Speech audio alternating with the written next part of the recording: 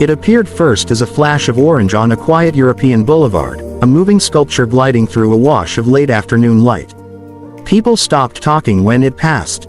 Even cars seemed to hesitate, the way sound bends around an unfamiliar shape. The vehicle was neither motorcycle nor car, neither fantasy nor production, but something suspended between categories, an enclosed two-wheeler whose smooth capsule form seemed to defy the air itself.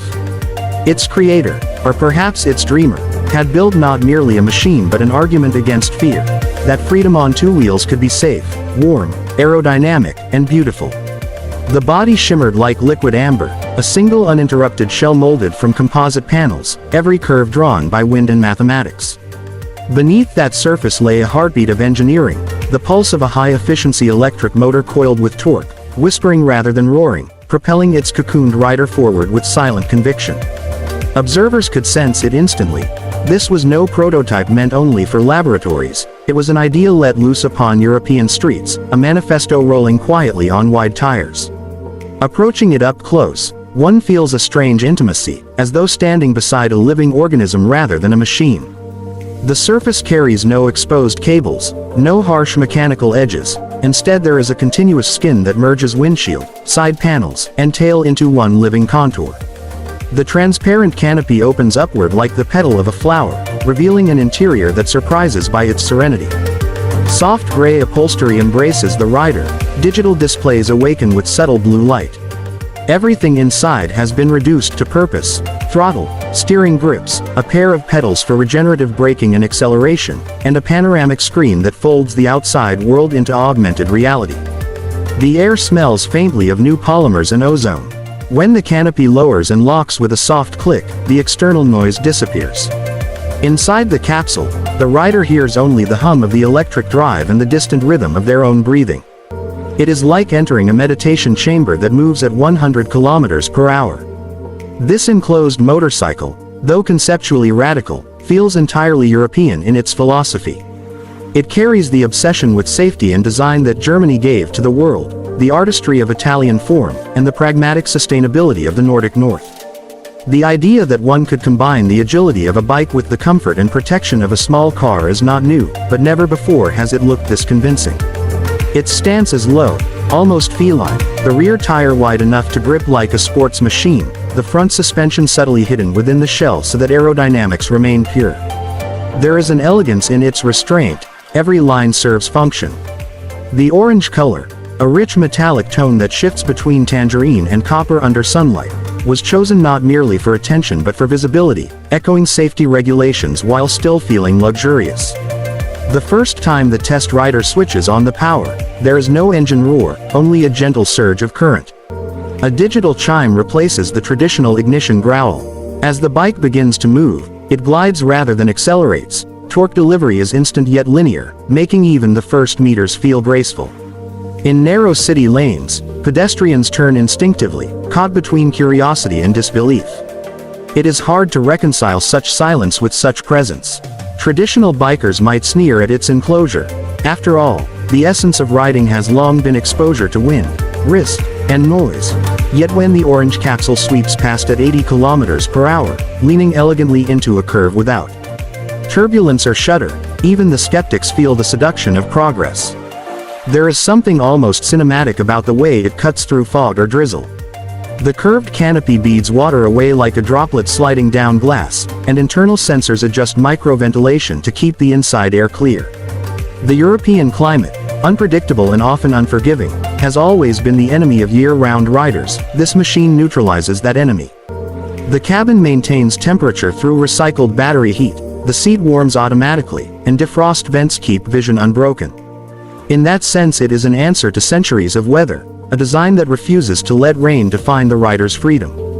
The manufacturer, whose identity remains half mysterious, claims the aerodynamic coefficient is less than 0.20, approaching that of experimental solar cars.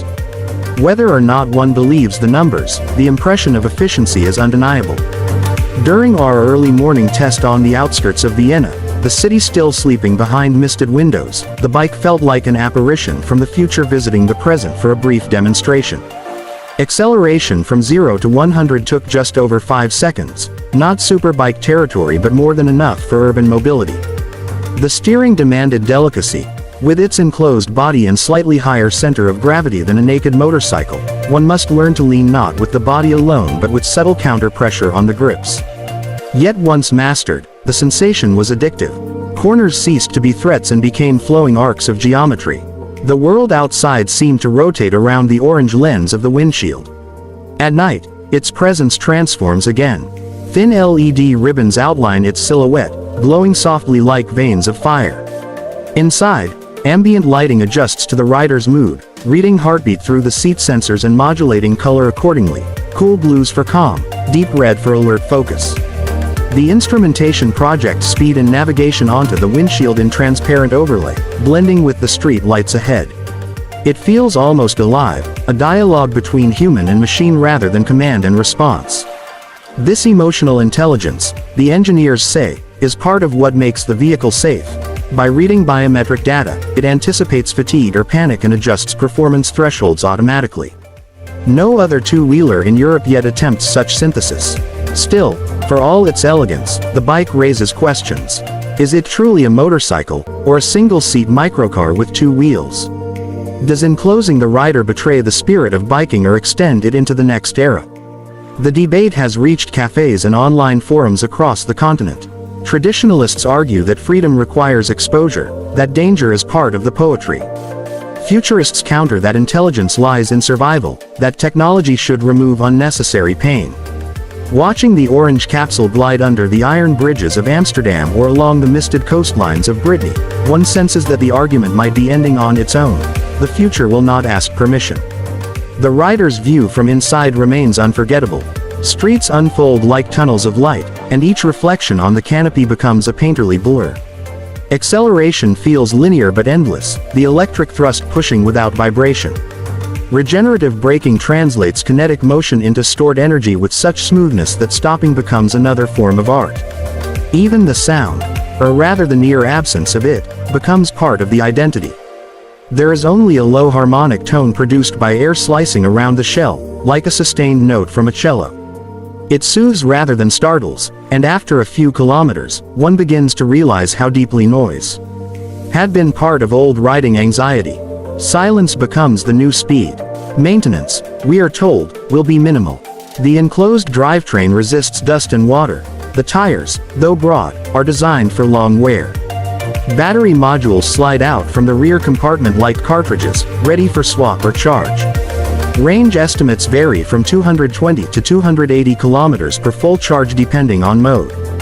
But more than numbers, what stays in memory is the feeling of continuity, the sense that this machine erases interruptions. No gears, no clutch, no pauses between start and motion. It transforms commuting into a form of meditation. Perhaps that is why early adopters across Europe describe it not as a vehicle but as a companion, a moving sanctuary between home and destination. When parked, the orange capsule stands upright on retractable gyroscopic supports, balancing itself silently. Children point, adults photograph, and cyclists slow down to examine the seamless frame. In daylight the paint reflects architecture and sky like a polished gem.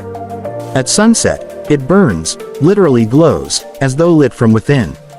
It embodies the optimism that European design once promised the world. Technology without intimidation, progress that still smiles.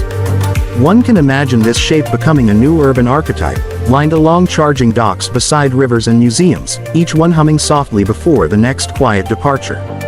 The company's engineers, speaking in low accents of many languages, insist that their goal was not to replace motorcycles but to rewrite their narrative. We wanted to give freedom a safer shell, one of them says, running a hand along the orange curve. Because the wind should not have to hurt to be felt. And indeed, when the canopy closes and the rider sets off again, that philosophy becomes visible. The bike moves with the calm inevitability of a thought realized, not racing, not showing off, simply continuing the experiment of civilization on two wheels.